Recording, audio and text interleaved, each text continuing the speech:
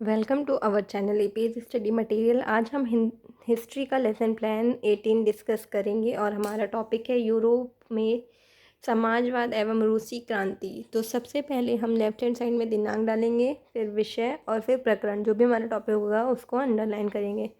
इसके बाद राइट में कक्षा, चक्र और अवधि डालेंगे। इसके बाद आता है सामान्य उद्देश्य। सामान्य उद्देश्य सभी लेसन प्लान में हमारा सेम ही रहता है। इसके बाद आता है विशिष्ट उद्देश्य। विशिष्ट उद्देश्य भी सेम रहेगा, बस हम यहाँ पे अपना टॉपिक जो भी होता है उसको चेंज कर देते हैं। इसके बाद आता है बोधात्मक उद्देश्य। ये भी सेम होगा, बस आपको अपना टॉपिक चेंज करना है। फिर अनुप्रयोगात्मक उद्देश्य, सहायक सामग्री और पूर्व ज्ञान। पूर्व ज्ञान में जो भी टॉपिक हमने लिया है उसका बच्चों को पूर्व ज्ञान है या नहीं है वो हम यहाँ लिख देते हैं। इसके बाद आ जाता है हमारा इंट्रोडक्टरी क्वेश्चन, प्रस्तावना प्रश्न।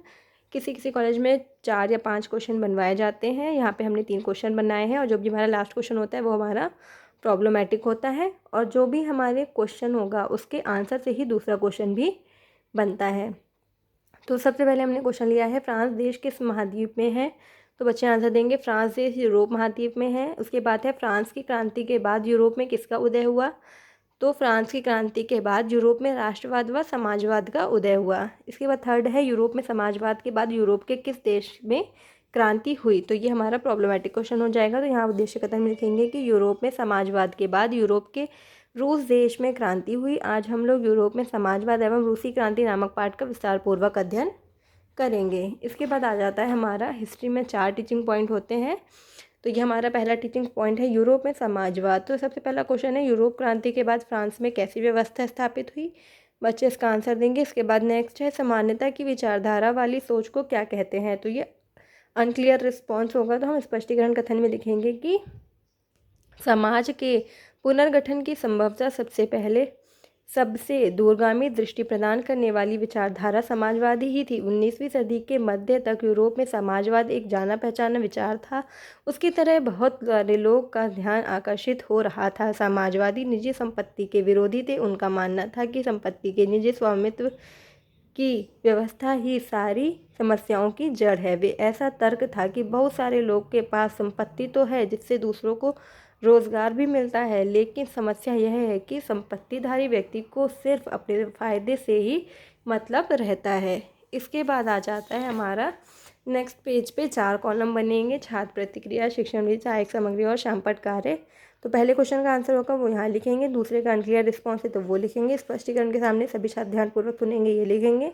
विधि में प्रश्नोत्तरी विधि और व्याख्यान विधि। सहायक सामग्री में जो भी हमने टीचिंग एड यूज़ किया है उसको यहाँ पे हम इस तरीके से दिखा देते हैं, ठीक है, मिनिएचर के रूप में। इसके बाद शामपट कार्य में हमने लिखा है, संपत्तिधारी व्यक्ति को सिर्फ अपने फ़ायदे से ही मतलब रहता है। इसके बाद आ जाता है हमारा दूसरा टीचिंग पॉइंट है रूसी क्रांति। तो पहला क्वेश्चन है हमारा, समाजवादी किसे सभी समस्याओं की जड़ मानते थे? फिर दूसरा है, रूस की क्रांति के बारे में बताइए। तो स्पष्टीकरण कथन में हम यहाँ लिखेंगे कि यूरोप के सबसे पिछड़े देशों में से एक रूस में यह समीकरण उलट गया। 1917 के अक्टूबर क्रांति के जरिए रूस की सत्ता पर समाजवादियों ने कब्जा कर लिया। फरवरी 1917 में राजशाही के पतन और अक्टूबर की घटनाओं को ही अक्टूबर क्रांति कहा जाता है। सितंबर 1917 में लेनिन ने सरकार के खिलाफ विद्रोह के बारे में चर्चा शुरू कर दी। 24 अक्टूबर को विद्रोह शुरू हो गया। 1914 में रूस और उसके पूरे शहर पर जार निकोलस का शासन था। यह साम्राज्य प्रशांत महासागर तक फैला हुआ था। इसके बाद सेम हमारा जैसे हमने 4 कॉलम बनाए थे, 4 कॉलम हम बनाएंगे यहाँ पे, और पहले का आंसर यहाँ लिखेंगे, दूसरे का अनक्लियर रिस्पॉन्स लिखेंगे, फिर नीचे लिखेंगे सभी छात्र ध्यानपूर्वक सुनेंगे। विधि में प्रश्नोत्तरी विधि, व्याख्यान विधि। सहायक सामग्री में हमने यहाँ पे इस तरीके से जार निकोलस की पिक्चर यहाँ पे लगाई है, इस तरीके से लगाएंगे। इसके बाद आ जाएगा हमारा शामपट कार्य में हमने लिखा है 1917 में रूस की क्रांति हुई। इसके बाद आ जाता है हमारा थर्ड टीचिंग पॉइंट है अर्थव्यवस्था और समाज। पहला क्वेश्चन है, रूस की क्रांति किस वर्ष हुई थी? दूसरा है, रूस की अर्थव्यवस्था के बारे में आप बताइए। फिर इसका स्पष्टीकरण कथन हम लिखेंगे कि 20वीं सदी की शुरुआत में रूस की आबादी का एक बहुत बड़ा हिस्सा खेती बाड़ी से जुड़ा हुआ था। रूसी साम्राज्य की लगभग 85% जनता आजीविका के लिए खेती कर खेती पर ही निर्भर थी। यूरोप के किसी भी देश में खेती पर आश्रित जनता का प्रतिशत इतना नहीं था। उदाहरण के लिए फ्रांस और जर्मनी में खेती पर निर्भर आबादी 40-50% से ज़्यादा नहीं थी। रूसी साम्राज्य के किसान अपनी ज़रूरतों के साथ साथ बाजार के लिए भी पैदावार करते थे। रूस अनाज का एक बड़ा निर्यात था। उद्योग बहुत कम थे। सेंट पीटर्सबर्ग और मॉस्को प्रमुख औद्योगिक इलाके थे। इसके बाद सेम जैसे हम 4 कॉलम बनाते हैं वो बनाएंगे। छात्र प्रतिक्रिया, शिक्षण विधि, सहायक सामग्री, श्यामपट्ट कार्य। पहले का आंसर लिखेंगे 1917 में, दूसरे का अनक्लियर रिस्पॉन्स वो लिखेंगे, फिर लिखेंगे सभी छात्र ध्यानपूर्वक सुनेंगे। विधि में प्रश्नोत्तरी विधि और व्याख्यान विधि। सहायक सामग्री में अगर हमने ब्लैक बोर्ड की हेल्प से समझाया तो वो लिखेंगे। श्यामपट्ट कार्य में लिखा है सेंट पीटर्सबर्ग और मॉस्को प्रमुख औद्योगिक इलाके थे। इसके बाद आ जाता है हमारा 4th टीचिंग पॉइंट है हमारा रूस में समाजवाद। सबसे पहला क्वेश्चन है रूस की कितने प्रतिशत जनता आजीविका के लिए खेती पर निर्भर थी। दूसरा है रूस में समाजवाद के बारे में बताइए। स्पष्टीकरण कथन में हम लिखेंगे 1914 से पहले रूस में सभी राजनीतिक पार्टियां गैर कानूनी थी। मार्क्स के विचारों को मानने वाले समाजवादियों ने 1898 में Asian social democratic workers party, रूसी सामाजिक लोकतांत्रिक श्रमिक पार्टी का गठन किया था। सरकारी आतंक के कारण इस पार्टी को गैरकानूनी संगठन के रूप में काम करना पड़ता था। इस पार्टी का एक अखबार निकला था। उसने मजदूरों को संगठित किया था और हड़ताल आदि कार्यक्रम आयोजित किए थे। सन 1900 में सोशलिस्ट रेवोल्यूशनरी पार्टी, समाजवादी क्रांतिकारी पार्टी का गठन कर लिया। इसके बाद सेम जैसे हम 4 कॉलम बनाते हैं वो बनाएंगे हम। पहले का आंसर लिखेंगे और दूसरे का अनक्लियर रिस्पॉन्स लिखेंगे, फिर लिखेंगे हम सभी छात्र ध्यानपूर्वक सुनेंगे।